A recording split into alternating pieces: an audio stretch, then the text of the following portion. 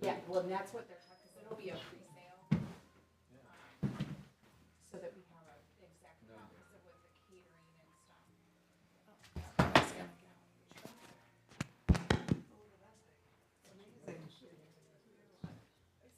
Okay.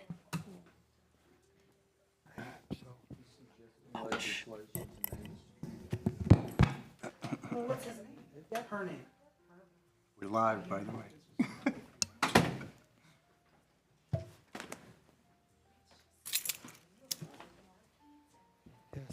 One of my favorite Godzilla movies is Marvel. Okay. I'm going to call the Ravenna Special City Council meeting for May 19th to order. Ms. Greger, could you read the announcement, please? You are hereby notified that a special meeting of the Ravenna City Council has been called for Monday, May 19th, 2025 at 5:30. The purpose of the meeting is to discuss and/or act upon audio reminders, Section 222.01, preparation of ordinances and resolutions, and the role and practice of council committees. The meeting is for discussion only, and there will not be an opportunity for public comment. No council action will be taken. Could you call the roll, please? Mr. Kelpie? Here. Ms. West? Here. Mr. Moskin? Yes. Ms. Wood? Here. Ms. Michael? Mr. Maravich? Here. Mr. Harper?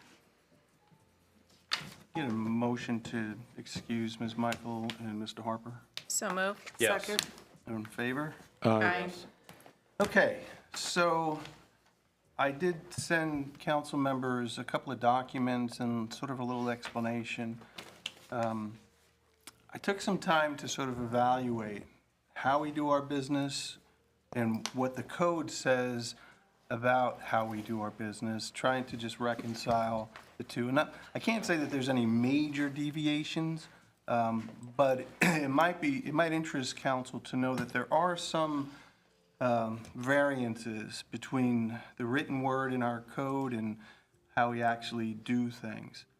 But let me ask, just to kind of, because we don't have a whole lot of time, and I don't know how much discussion this is going to take up, but there's kind of two things here that they intersect. One is talking about, the equivalent of how a bill becomes a law in the context of the city of Ravenna.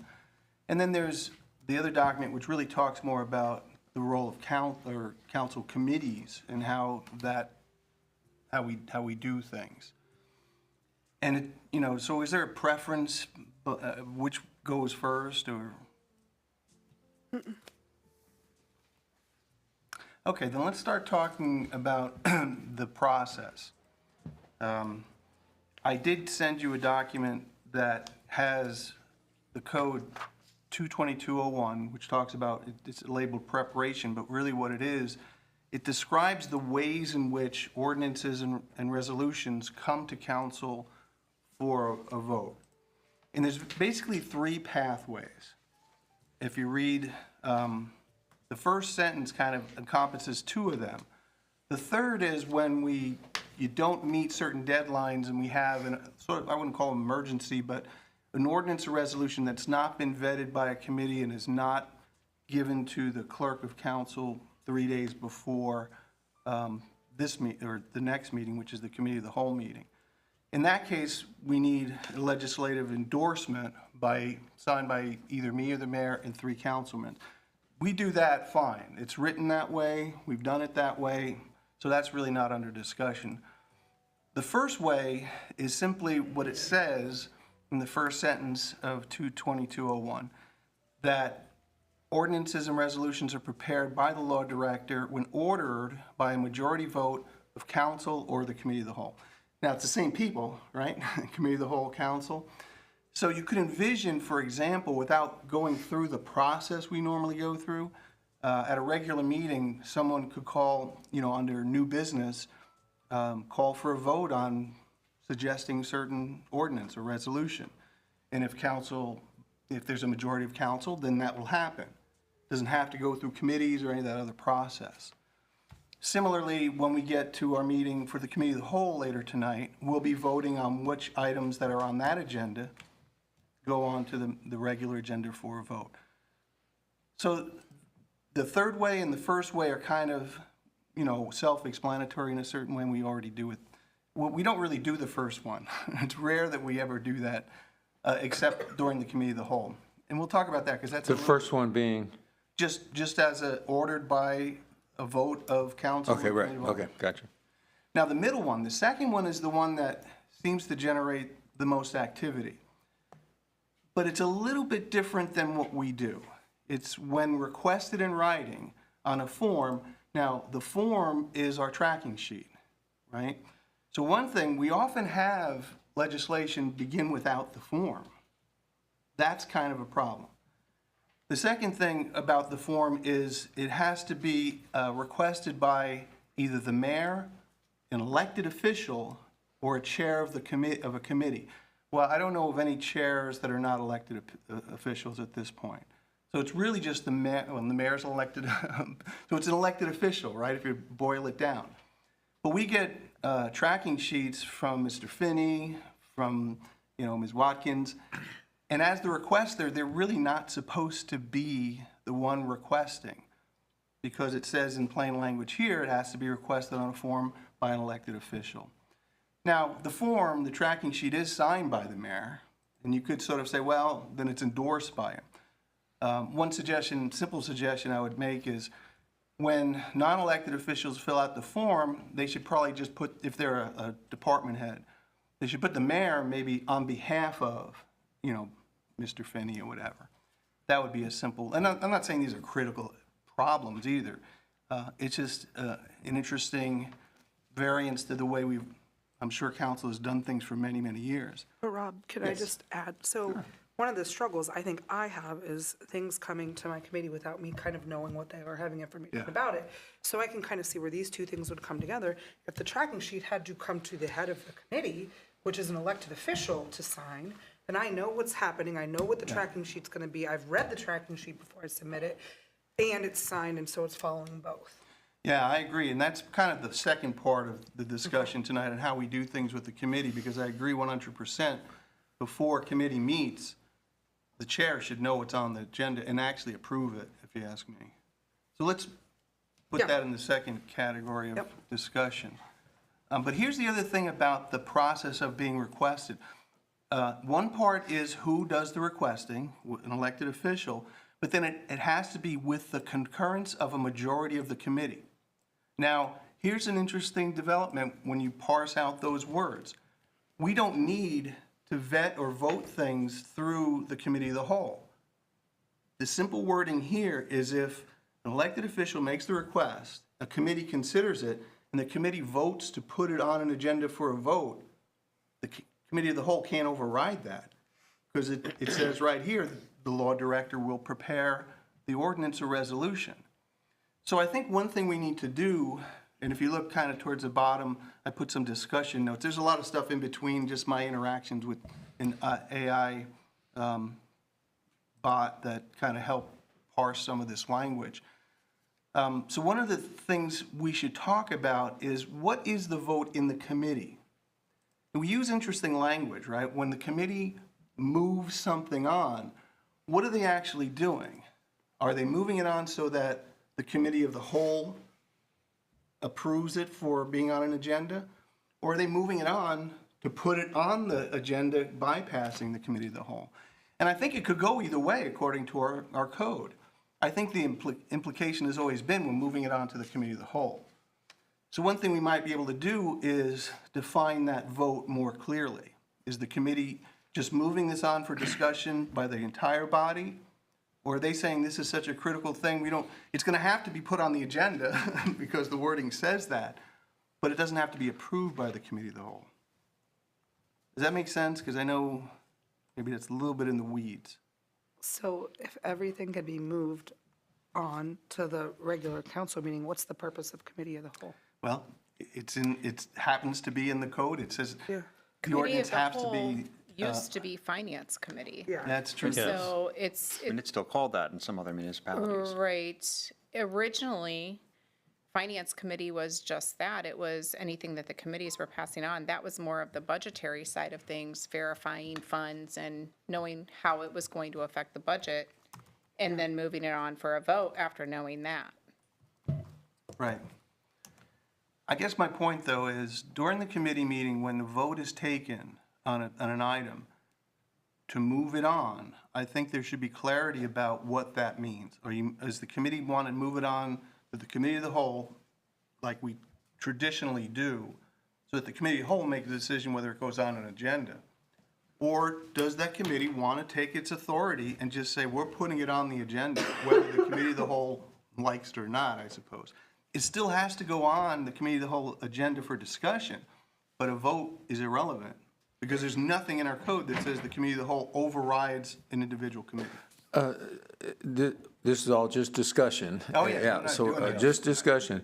My impression has been that when we as a committee move something on, that's all we were doing, that we were moving it to the committee of the whole, and the committee of the whole then was making a decision, a significant decision of yes, either putting it on the agenda for council or not. Right. You know, and sometimes we've stopped something at committee of the whole and we've taken it off.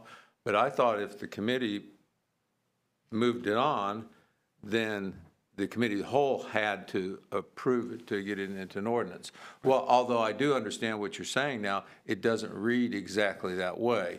It looks like the committee could send it right to the council meeting. agenda, yeah. So, Yeah, and all I'm suggesting is during the committee meeting, when the vote is taken, the chair verify, does the committee want to move? And I think I would hope that in the vast majority of cases, it's going to move it on for a final vote by the committee of the whole. That's what we've been doing. Yeah. And I think that's always been the intention. I'm just not sure if committee members have known that they didn't have to do that. And if they feel strongly enough about something, even though it's a three-member group and the majority is a four, they could force something. It's kind of silly, though, because the committee of the whole and a regular council meeting is the same people. So why would you want to bypass the same people? You could kind of annoy somebody by doing that, and you might get a negative result. But I'm not weighing in on the pros and cons necessarily. I'm just saying what the code says and what the committees have the power to do. Now, conversely to that, there is nothing, oh, go ahead, I'm sorry. we've got a couple issues going on, and I don't know, back to I was going to switch back to the first one Yeah, go a little bit, the tracking sheet. My understanding of the tracking sheet then was, even though it was begun by maybe an administrator or a department head or something, with the mayor's signature on it then, that fulfilled this part of the requirement that the mayor is authorizing it, you Yeah, know, well, because they always have his signature. Yeah, no, I don't disagree with that, and I think that's a pretty common sense approach. The only difference, though, is if you look at the form, the very first thing it says is person requesting. And that's why I say, I mean, technically speaking, Mr. Finney, you know, Ms. Watkins and all these other department heads don't really have the authority to do that. Whether the mayor signs it or not, I don't know. But I'm just saying, and look, I'm not suggesting any major changes here. We could just change the form slightly and, you know, indicate that the mayor is the official requester and this is the person. Or we could change the code and we could say department heads could be the person requesting. But there is an inconsistency. But getting back to this vote of the committee, there's an alternative thing that is somewhat annoying too in my mind. There is nothing that describes how items get on the committee of the whole meeting. So things could bypass committees entirely. But how do they get on the committee of the whole agenda? There's no process for that other than when a committee moves it on. But there's nothing prohibited. Like tonight, the Utilities Committee did not move on the gas aggregation contract. But I put it on the agenda because there's nothing prohibiting us from doing that. So maybe we might want to talk about what is the process for getting something on the committee of the whole agenda when it's not endorsed by a committee. That could be a discussion that we might want to consider. Well, kind of as a side note to that, I think that that's what happens sometimes with an action item that doesn't necessarily fit any committee. Finance. It's sometime, well, besides finance, like sometimes it will show up on somebody's committee and it's like, how did that get there? Well, it's Figure out not where else. related to any specific committee, but we needed to have a mechanism to move it on through the process. And And I'm suggesting you don't really need to do that. yeah, right. That's what I thought you were going to, is it could just go to the committee, of the whole Yeah. there, something that doesn't fit necessarily inside a committee. Right, and ultimately, if it's on the committee of the whole meeting and it gets a majority vote, then it moves on, according to the first sentence there. Let's move on to the second document that talks about committees in general. And I did put in 22003, which just defines all the committees. So that, there's nothing new there, but if you go down to the discussion points, I think there's some interesting things. First, there's nothing that mandates all the committees meet at the same time. It's really up to the chair to decide when those committees take place. And one thing I noticed in looking at our last regular meeting agenda, when we get to committee reports, the first thing it says is, committee meetings will be on. And now I feel very uncomfortable saying that because it's not prescribed. I certainly can't tell committee chairs when to hold their meetings. So it's an interesting discussion point. I think we could all agree there's value in holding those meetings on the same night, right? We're all here anyway. I mean, you're all a chair and a member of two other committees. So it's theoretically, could be coming here 3 nights in that 1 week for your committee assignments. So why not just do it all in one night? I get that. But it does cause some interesting sort of dilemmas because we're all here at the same time. It gives us the feeling that there's really, there's no separate committee meetings, but it's just one, conglomerate of meetings. And so people are piping in maybe who aren't on committees. And we don't really have a set order, although I think some chairs are a little bit more, enforce their rules a little bit more by letting only their members speak first and so forth. But I don't know, is it worth discussing whether or not we continue that practice? I think we should continue that practice. I think we all have very busy lives, and it works out well for us all to be, it's the same night, it's the Monday, it works. My issue is not that. My issue with how the meeting is more with how meetings are run. So for us to all be here, we're all here. But I think a nice fresh reminder on how they're supposed to be run, what they're supposed to look like, sometimes is helpful to everybody. So, okay, I mean, we can all agree to certain basic rules. And by the way, does anybody have a alternative opinion about meeting all in the same night? Am I on? Sorry, I don't understand. I don't either. My watch does that every once in a while. I agree with Christina. There have been times I know in the past where there might be a day that might not work or something may happen and you may be forced to have your committee due to whatever on another night, and then it would be required for the council clerk to, let a public notice know on that. I know it's nothing that is required for us to do, but it does make everybody's life, I think, a lot easier, including Chelsea's, because, then she, I believe, would be required to attend another night possibly or day. Or two. So in all fairness, I think we're also not only looking at ourselves, but we're also looking at our council clerk who, that's, not really fair to her as well. So, but I think with things that come up that maybe subject could change once in a while, but for the most part, I think the way we've been doing it works well for people in general, so. What about that little indication in the regular meeting agenda where, when I go to that agenda item and say, committee meetings will be held on I mean, we could say it, but we could always change our mind. I mean, I could That's say I'm just- not having a meeting and then Okay. decide to have a meeting. That's just policy, or that's just procedure, rather, that it's, announcing it. I don't think that that is anything to make a big deal about. That's just, Well, I just want, I No, want to be and a sensitive lot to of committee times it's chairs. to be determined. Well- It's Say not, yeah. Well, yeah, well, a whether lot or of not times there's we going to don't be, know. whether that committee's going to meet. Yeah. Right. So I think there's nothing wrong with the way that it's been handled that way in announcing it. Okay, so no big changes there. I'm sorry. Oh, and one question, and if a committee did have additional business and it wanted to meet additionally, there's nothing to prohibit that either, just as long as it has the appropriate public notice, correct? Say it again, I'm not sure I If understood. a committee wanted to meet outside of its normal schedule, Yeah. just like how council has a special meeting like today and Yeah. here, that's at their discretion, provided they provide the appropriate notice. You know, the truth is, I don't know that there's anything in the code that says that committee meetings have to have some special, like, special meetings like this one have to be, the announcement has to be provided to the media 24 hours before we meet.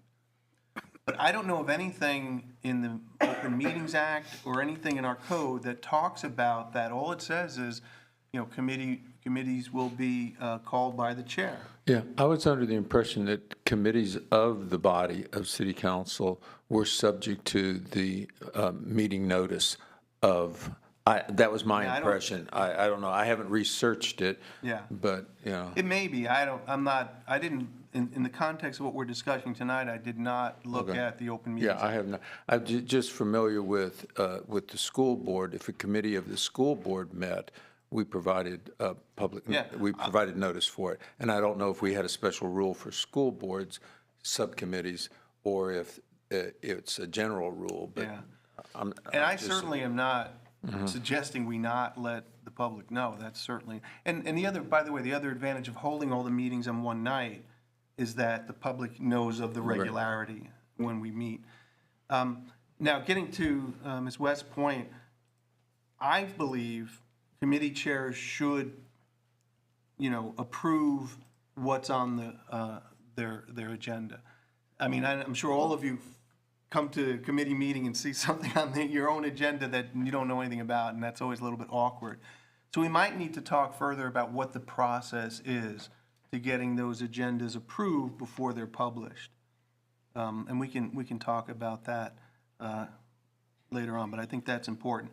So then the last topic is the conduct of the meetings, right? So do we want some maybe informal gentleman's agreement about, what the process is? Obviously, the chair's in charge, and that's always been the case. Order of when people speak. I mean, is it fair to say that it should be the committee people who weigh in first? And should, I spend some time looking at how other bodies conduct their meetings, particularly down in Columbus, and everything is done through a chair when there's a committee meeting. If anybody wants to address from the public, wants to address somebody else on the committee, they have to address the chair, and the chair approves that. So any kind of activity flows through the chair. People don't just speak out of turn and so forth. I mean, is that too, we're pretty informal, and I don't want to break our informality for the sake of just being totally by the book. But what level of formality do people feel comfortable with? I think it should be up to the chair of the committee. I think whoever's running their committee, they should do it how they want to do it. I know for me, 9 times out of 10, I want to hear the committee speak first. I want to hear council speak second. But there might be an item that comes across that I really want feedback from everybody. I know that it's going to be a lengthy conversation, so I think it should be up to whoever's chairing that committee. So I guess my point is, though, if you're chairing a committee and somebody wants to speak, whether they're a committee member or not, should they raise their hand? Should you acknowledge them before they speak, or we just have an open forum? Well, typically, what I would like to see myself, at least myself doing, is reminding everybody before the committee starts to say, all right, great, this is how we're going to do this. This is the process that I would, and then hopefully the people in the audience would hear that and know that their voices will be heard. It's just, this is the order we're going to do it. So, and I know I've said that a time or two, like I really Yeah. like to hear from the committee first and then we'll hear Yeah. from others. So, I don't know if everybody else feels the same way about that, though. yeah, I do. I mean, I think and what I've tried to do is always ask the committee members. Right. And then if anybody on council, because there may be a topic that one of the other council members may have more experience on, or, than maybe one of my own committee chairs, or committee members rather. And, some of their feedback might be important. So I do think it's important, if I choose to open it up to council and, hear their information. And if somebody from the audience has a question, I have no problem hearing from them at that point. And then at that point, running my committee and asking my committee members how they want to move forward. It's up to us if we want to move it forward. And then at that point, it goes to committee of a whole. So, but I have no problem in a orderly fashion hearing from people, because it is committee, and I think committee is a work session. And I think, to me, that's what I look at it as. It's a work session. You're getting information. You're getting to that point where you want to decide if you want to take it further to make it a vote. So that session should be a lot of information. There should be a lot of information at that particular time. Well, and I look at it this way too, if, you're having that detailed conversation with your committee members and then council, we may already answer one of the questions that someone has and that's sitting in the audience, just in sake of having our conversation. So now, let's go back to that formality of the vote on the committee. I did look to Robert's Rule of Order. Now, with a small committee, and it didn't really give numbers, but with a small committee, there doesn't have to necessarily be a second. But in order for a vote, there should be a motion. How do people feel about that level of formality? And instead of, because what we normally do is, okay, you're on my committee, Ms. West, are you okay? Ms. Wood, you're okay? All right, let's move it on. That's not really a vote according to Robert's Rule of Order. Robert's Rule of Order would be, can I get a motion to approve this? And again, with a small committee, you don't necessarily need a second, but you do need the motion and you do need the vote. You don't have to have a roll call vote. It could just be a voice vote. So it would just be a motion to move it forward. And again, I would go back to whether you want to move it forward to the committee of the whole or Gotcha. forward to an agenda Two flavors. of the committee, of the full council. How do people feel about it? Is that too, I mean, I know I think whenever we it's get to the point where we talk more formally, people get a little uncomfortable, like we're not get- as friendly as we used to be. No, I get that, but I do feel that it would help even the public understanding what's happening, because like moving it forward or just a quiet head nod isn't exactly structured. Yeah. And it's not as clear. So I think that would help out with that. I also do like the idea of if the public wants to address the committee, or if someone outside that committee wants to chime in or they have feedback or input, just asking the chair politely, I think would be a good way of moving it forward and keeping that kind of structure simple. People okay with the more formal vote, committees? I'm okay. I'd like to think about it some. Okay, let's, you know what, tonight, we Yeah. covered a lot, and there's a lot to think about. I'd like to think And I about don't plan on making a whole lot of changes. I think I would prefer, as president, for the committee of the whole to be a little bit more formal about voting with a motion and a second and so forth.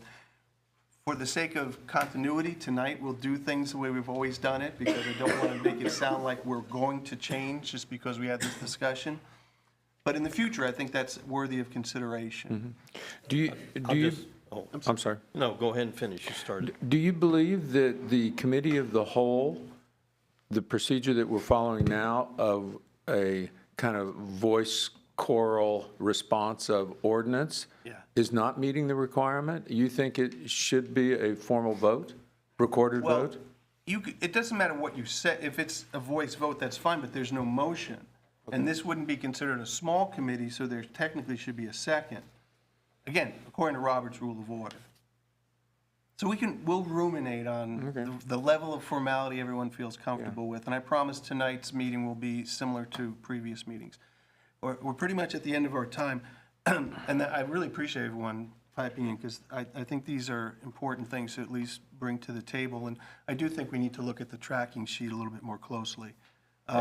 And I was going to Oh, say, I'm sorry, Mrs. as the formality part, that's something I learned a very, very long time ago. But when I came here, I wasn't going to, I knew it wasn't an extremely critical thing, so I wasn't going to go against that. All right. Before we adjourn, I'll make one more comment that's a little bit of a revelation, because I was looking through my roles and responsibility as president of council. I'm actually an ex officio member of every committee of council. And I don't think anybody really knew that. So just food for thought. And what does that mean, ex means I'm- officio member? It means I'm a full-blown member. Regular You know, and it used to be, I used to think ex officio was like not efficient, like Yeah. not official. But it doesn't mean that. It's Latin for like, because of your position. Okay. So by the nature of me being president, I am automatically assigned to that. It's not like you're appointed or voted in to become part of that committee. But ex officio. Follow-up question then? Yes, good. Are you a voting member? I am. I have full membership rights. Okay. Just food for thought. I'm not planning on exercising any, extracurricular power here. But it's just reading all this stuff, you start looking at stuff and it's like, oh my God. How long has it been since the president of council has actually participated actively and voted on committees? And by the way, the committee of the whole is a committee of council. So, anyway. That's another thing to think about. Because when we say that we're going to move something forward, then, I can vote. I can make a motion. but I'm I can saying, second. should you, will you?